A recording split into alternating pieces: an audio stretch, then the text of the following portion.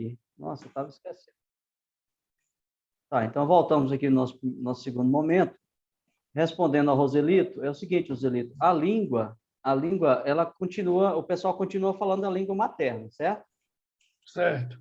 A língua não é um fator assim, de muita neutralização de identidade. Agora, a cultura é, entendeu? A cultura, a religião são fatores fortes. Então, o que o Alexandre, o que o pessoal da Síria fez, né? Vamos voltar aqui à discussão do Luiz, que eu esqueci de falar para vocês. O que os reis da Síria fizeram? Eles pegaram os israelitas, né, do Reino do Norte, tiraram de dentro da sua terra. Então, olha só, houve a mudança da terra, houve a mudança de cultura, houve a mudança de religião, né? Porque aí os outros povos que o rei colocou dentro da terra dos israelitas eram povos que não conheciam Deus, eram povos que não tinham Jeová, né? Digamos assim, como seu Deus. Então, eles trouxeram o quê? Trouxeram os seus deuses, trouxeram os seus costumes, trouxeram a sua alimentação, trouxeram a sua fala, a sua cultura. Então, tudo isso fez com que os judeus da tribo do norte, do reino do norte, perdessem, né, a sua identidade e eles então sumiram, né? Isso aí foi uma permissão de Deus devido ao grande número de pecado, né, digamos assim, cometido pelos israelitas das tribos do norte, né? A gente sabe pelo contexto histórico, quem aí conhece a história bíblica.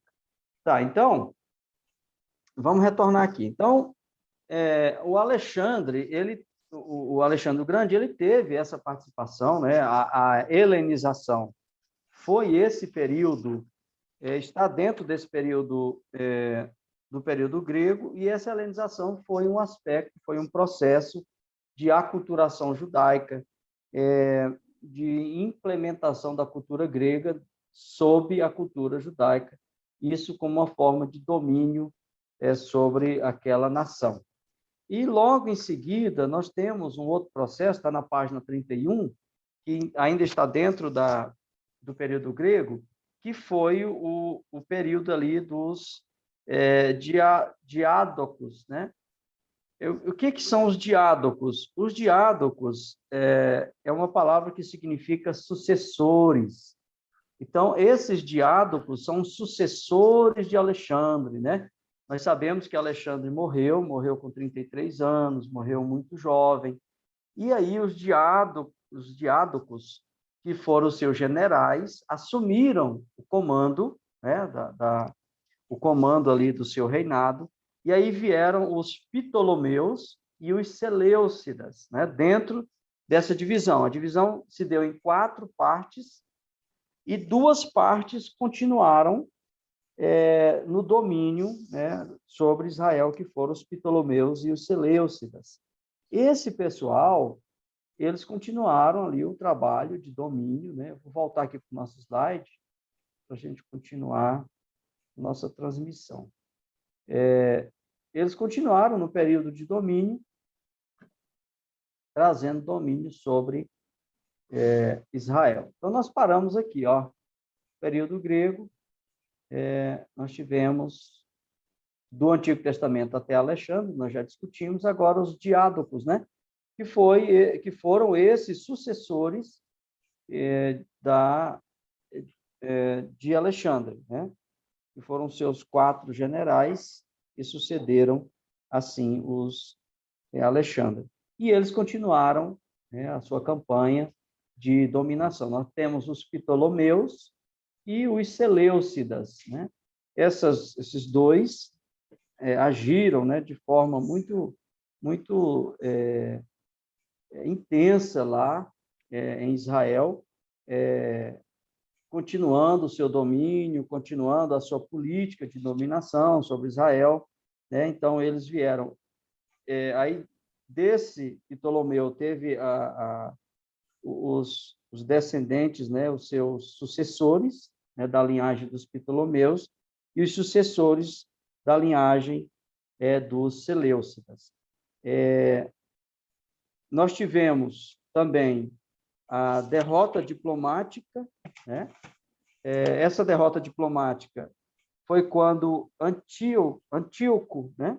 O Antíoco Epifânio, ele assume o poder, ele derrota os sucessores de Alexandre, e aí vem o período em que o Antíoco Epifânio, ele foi o predecessor da revolta dos Macabeus. Foi esse Antíoco Epifânio. Ele foi um general egípcio, né, que dominou agora sobre a Palestina. Ele conquistou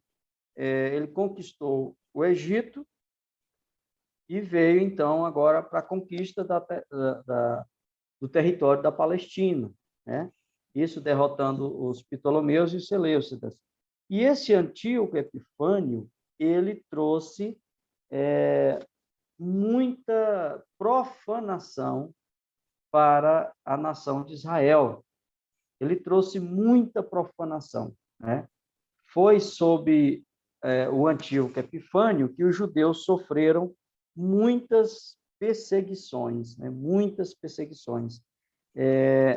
O que ele fez? Né? O que esse Antíoco Epifânio fez? Esse Antíoco Epifânio, ele foi tão cruel, que ele chegou a ser comparado ao anticristo, né? Muitas pessoas, ao ler o Apocalipse, dizem que João, o evangelista João, se refere lá, muitas coisas do anticristo, se refere a esse período aqui de Antíoco Epifânio, né? Por causa da sua profanação ao culto judaico, ao templo, né? Ele erigiu estátuas de ídolos.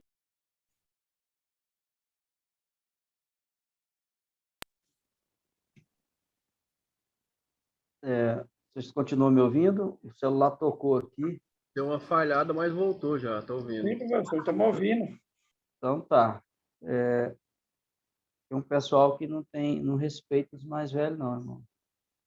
Deixa eu colocar no silencioso aqui, ver se não vai atrapalhar a nossa aula. Vocês continuam me ouvindo? Alô? Todos escutam, professor. Continua, né? Sim. Tá, então eu coloquei no silencioso aqui para o pessoal não me atrapalhar aqui mais. Ok. Nós temos 2 chats aqui, deixa eu ver o que é que o pessoal está falando. Ok. Então, pessoal, foi sobre Epifânio que veio essa grande que causou, né, essa revolta dos Macabeus. O que é essa revolta dos Macabeus? Os Macabeus, esse período, eles não está na Bíblia, né? Alguém pode me perguntar, por que a nossa Bíblia não consta essa história dos Macabeus? Vocês já se perguntaram? Por que na nossa Bíblia não consta a história dos Macabeus? E sim na Bíblia católica? Eu creio que a resposta seja porque é um livro que não foi inspirado pelo Espírito Santo. Certo. A irmã Facine, ela resumiu, né, em poucas palavras, essa questão. Mas vamos discutir um pouquinho mais. Primeiro, a história dos Macabeus, ela se deu no período interbíblico, né? Que foi esse período considerado um período de silêncio de Deus, os 400 anos de silêncio. E foi nesse período que muitos escritos apareceram, muitos escritos espúrios. O que são escritos espúrios? São escritos que não eram inspirados, eles eram pseudônimos. O que é um pseudônimo? É que eles, na verdade, eram pessoas que escreviam esses escritos e colocavam o nome de outra pessoa, como, por exemplo, uma pessoa desconhecida escrevia um texto e dizia que aquele texto era de Moisés, dizia que aquele texto era de Elias. Ele colocava o nome de personagens muito conhecidos, né, dentro da nação de Israel, como autor daqueles textos. Mas aí, quando ia se verificar, eram textos de pessoas desconhecidas, o texto não tinha origem. Então, daí ele não passava no crivo da inspiração, né? No crivo aí do cânon, na formação do cânon do Antigo Testamento. E a história dos Macabeus, ela é uma história verídica, né? A gente tem que colocar isso na nossa mente. Ela é verídica. O livro não passou no crivo, né, da canonicidade por uma série de fatores, mas não porque a história não seja verídica, né? Pode ter, desculpa, pode ter uma ou outra narrativa dentro do livro que não é inspirada, que não condiz com o restante dos escritos inspirados, né, que às vezes contraria alguma coisa do restante dos escritos, mas a história em si é verdadeira. Inclusive, essa história que a gente está estudando, desse período chamado período Macabeu, que acabou sendo um período assim de muita importância para a formação para a formação dos evangelhos, digamos assim, né, para a formação do pano de fundo do início dos evangelhos. Por quê? Porque foi com os Macabeus que houve ali a independência do domínio de Antíoco Epifânio, né, até chegar o período do Império Romano. Professor, Sim.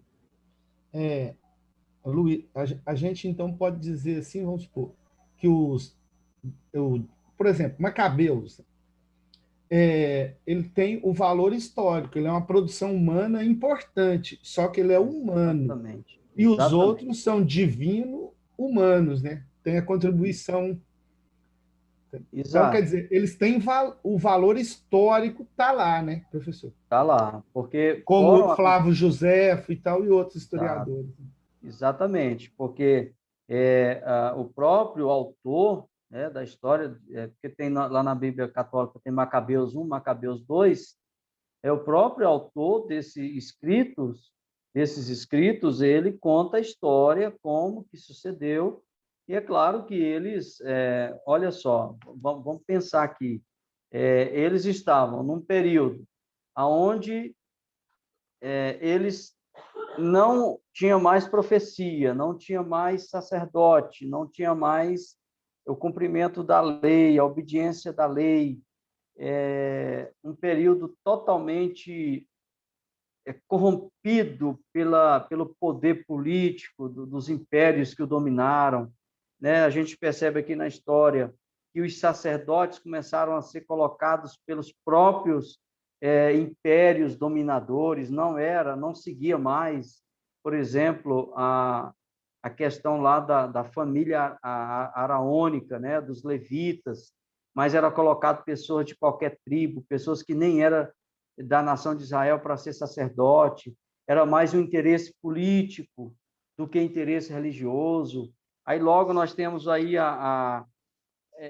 o surgimento de facções dentro do judaísmo. Nós temos os fariseus, nós temos os saduceus, né, que foram pessoas que surgiram dentro desse processo, né, pessoas que queriam a liberdade, que queriam sair da dominação política, queriam uma limpeza religiosa, uma limpeza cultural da própria nação de Israel. Aí surgem essas facções, né? Esses movimentos assim de reforma, digamos assim. Então, quando Jesus chega, né, aí a gente começa agora a vislumbrar um pouquinho da história de Jesus, porque aí, quando Jesus chega, ele não encontra mais o mesmo judeu que veio lá, por exemplo, de Moisés. O mesmo judeu com aquela mesma pureza que veio ali, por exemplo, da época do rei Davi, né? Uma época ali de estabelecimento, uma época de uma certa pureza religiosa, né? De um certo cuidado com a lei. Então, Jesus não encontra mais isso. O que Jesus encontra? Jesus encontra um grupo de sacerdotes comprados pela política, uma religião totalmente corrompida, né? Jesus chega a dizer: vocês são como sepulcros caiados, né? Bando de hipócritas, estavam fazendo comércio na frente do templo, estavam praticando, estavam no pecado e escondendo o pecado com a capa da religião. Então, é esse contexto que Jesus encontra, né? Então, você precisa fazer essa ponte, você precisa fazer essa ligação, você precisa fazer essa transição do Antigo Testamento para o Novo, porque quando você começa a ler ali, por exemplo, o Evangelho de Mateus, você tem aquela falsa impressão, né? Que Jesus está chegando ali, está nascendo, e os judeus estão igualzinho os judeus da época de Davi, né? Porque Jesus é o filho de Davi, né? Jesus é o filho de Davi, o descendente de Davi, está lá na genealogia. Então, a gente pensa aquela humilde interpretação de que o judaísmo é o mesminho que veio lá de Moisés, que veio de Davi, né, que veio de Salomão, mas não é mais, gente. É outro período, é outro povo, é outra cultura, é um povo totalmente corrompido, é um povo que foi helenizado, é um povo que foi romanizado, né? Então, realmente não é mais isso, né? Aí depois a gente tem um período romano, né? Para fechar, que foi o terceiro.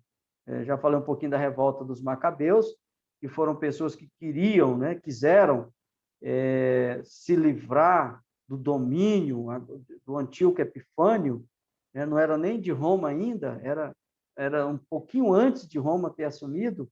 Então, foi esse período chamado Macabeus, né? Eles se revoltaram, eles queriam a sua independência, e aí houve muita morte, né? Houve muita traição, houve muita, que se fala, muito engano nesse período. Aí veio o Seleucidas, né? E logo depois veio o grande período romano, e aí Roma agora assume, né, o poder. Isso aqui já foi uma profecia, né? Lá em Daniel profetizou que o último reino seria um reino que despedaçaria tudo, né? Um reino feroz. Ele estava se referindo a Roma, então Roma assume, Roma entra agora na história, e ela agora assume. E Roma, assim como Alexandre, assim como a Grécia, Roma tem também a sua contribuição para a formação do Novo Testamento. E nós vamos ver um pouquinho disso aqui, né? Deixa só eu tirar isso para a gente enxergar direitinho. Nós temos a expansão romana, né? Vocês estão enxergando o slide? Eu coloquei do lado direito o slide. Está aparecendo aí ou está Sim, cortando? professor, tá bom, já. Aparecendo aqui o período romano, expansão romana. Estamos vendo. Expansão Foi. romana, né? O É. slide não tá obstruído pelas telinhas do nosso rosto, não, né? Não tem como nós minimizar ela. Tá bom, ótimo. Então, tá. Esse período romano também, ele foi muito importante para o estabelecimento do nosso evangelho, dos evangelhos do Novo Testamento como um todo. Foi durante o período romano, a dominação romana, que os evangelhos foram produzidos. Interessante. Olha só, pensem comigo, como que a cultura grega foi forte sobre Israel. Foi tão forte que, mesmo durante o período romano, de dominação romana, os evangelhos foram escritos em qual língua? No latim ou no grego? Grego. Exatamente. No grego. A atuação, né, do Império Grego foi tão forte, né, a aculturação judaica foi tão forte que o grego continuou sendo a língua franca, né, mesmo depois dos romanos conquistarem a Palestina. Diferente dos gregos, os romanos eles não impunham a sua cultura e a sua língua sobre os dominados. Os dominados continuavam com a sua língua, os dominados continuavam com a sua religião, os dominados continuavam com a sua cultura. Os romanos não agiram como os gregos, por exemplo. Eles não agiram. Ou seja, é tão certo que quando Jesus foi levado a Pilatos para ser condenado, Pilatos diz, olha, vocês têm a lei de vocês, vocês têm a religião de vocês, então vocês façam o que vocês quiserem. Eu estava dizendo, Roma não entra nessa questão. Se isso aí é uma questão de religião, de crença, de filho de Deus, então, que vocês cuidem desse problema. Roma não vai entrar nisso. Aí foi quando os acusadores de Jesus disseram, se você não condenar esse homem, você é inimigo de César. Aí ele ficou, então, preocupado, porque já envolveu o império. Esse homem se diz rei, nós só temos um rei que é César, eles argumentaram. Aí Pilatos ficou preocupado. Mas até o momento em que o problema era só religioso, Pilatos disse, olha, vocês resolvam entre vocês, eu não vou entrar nesse mérito. Então, o que isso significa? Significa que... Sim. Rafael, eu não sei se o senhor está mudando o slide, mas aqui ele ficou só na página 11 para nós. O slide foi só até a página 11?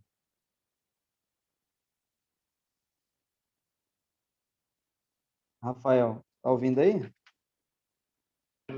Sim, professor. Aqui. Pois é. Agora o aparece... slide... Agora está aparecendo um nome aqui, Administração Romana. Não sei se é isso mesmo. Não, tá certo. O slide aqui, o que eu estou passando agora, né, que você está se referindo. Isso. Ah, tá. Eu pensei que era o Não PDF que eu tinha aparece para enviado. nós. Porque eu não sei se o senhor está passando alguma apresentação aí, talvez não estaria. Não, nós estamos aqui, eu estou explicando, eu deixei o slide parado. Uhum. Eu deixei ele parado para a gente ir falando da importância do Império Romano e como que eles agiam, né, na dominação dos povos. Ele era um pouco diferente do Império Grego, que o Império Grego ele aculturava os povos conquistados. Roma não fez isso, né? Roma ele conquistava o povo e deixava o povo com a sua religião, e ele tinha apenas o domínio bélico, né? O domínio da força, né? Da polícia, né? Digamos assim. Então, outro ponto importante, né? Além da expansão romana, por que a expansão romana foi importante? Porque a expansão romana deu oportunidade, abriu as portas para que o evangelho se expandisse, né? O apóstolo Paulo, quando ele vai para as suas viagens missionárias, ele vai, em primeiro lugar, pelas províncias romanas. Aonde Roma tinha domínio, o apóstolo Paulo ia, como cidadão romano, ele ia levando o evangelho de Jesus. Então, outra questão da expansão romana, nós temos as estradas que Roma abriu. Essas estradas, elas eram relativamente seguras, porque por elas passavam constantemente a guarda romana. Então, os transeuntes dessas estradas tinham uma certa segurança, porque a guarda romana passava constantemente fazendo as suas rondas, e foram por essas estradas principais, que eram chamadas estradas do Império, por onde os missionários, digamos assim, faziam suas viagens, né? Além das viagens marítimas. que eram rotas também romanas, né? Eram rotas romanas, porque Roma teve a sua expansão marítima. E aí Paulo aproveita, né, essa expansão de Roma para também expandir o evangelho para outros povos, para as outras nações.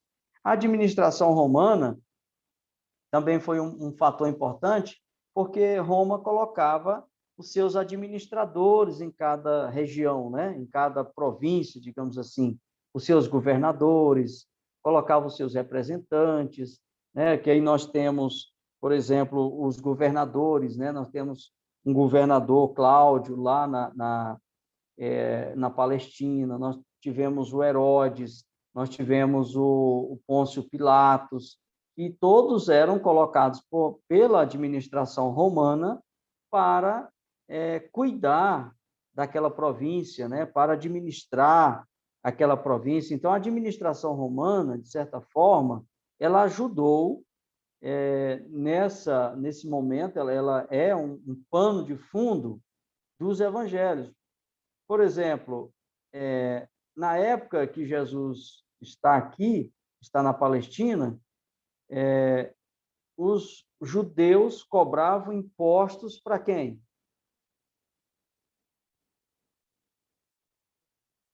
Para Para Roma. Roma. Para Roma. Né? Nós temos ali até os publicanos, né? Que cobravam os impostos, eles eram discriminados porque trabalhavam para Roma dentro do seu próprio povo, né? Como se fossem traidores da nação, né? Da nação romana, da nação judaica. Então, isso é o quê? Isso é administração, né? Então, a cobrança de impostos, uma certa segurança, os tribunais, o estabelecimento da paz. Nós temos um grande evento que é a Pax Romana, né? A Pax Romana, ou seja, eles primavam por essa paz, né? Eles não queriam revoltas, motins, né?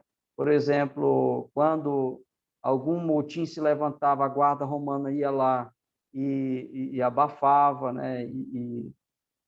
Não queria que isso acontecesse, né? Por quê? Porque eles não queriam, no caso,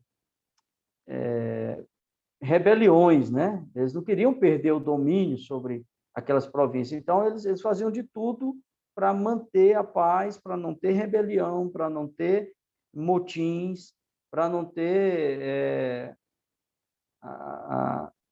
as passeatas, né? Para não ter as manifestações nas ruas, porque eles queriam continuar no poder, né? Então, desde Roma já tinha esse não às manifestações, né? Eles não queriam manifestações porque essas manifestações eram perigosas. Essas manifestações eles ficavam ameaçados, né, de perder o domínio sobre aquela província, né?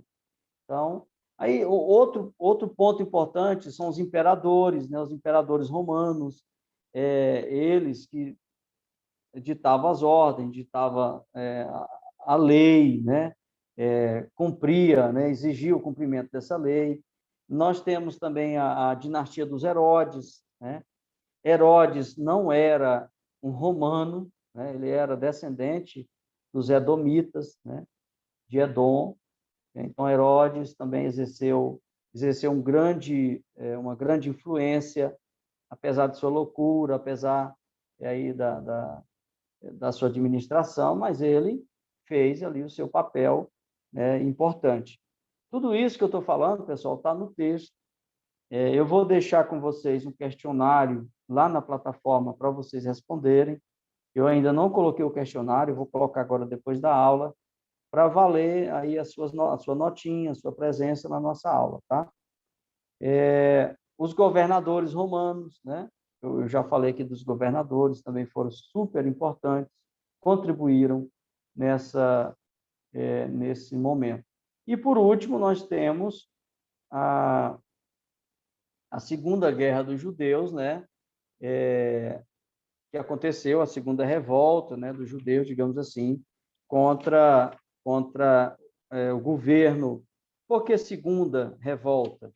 Porque teve a primeira revolta dos Macabeus, agora teve a segunda. Essa segunda foi ali logo depois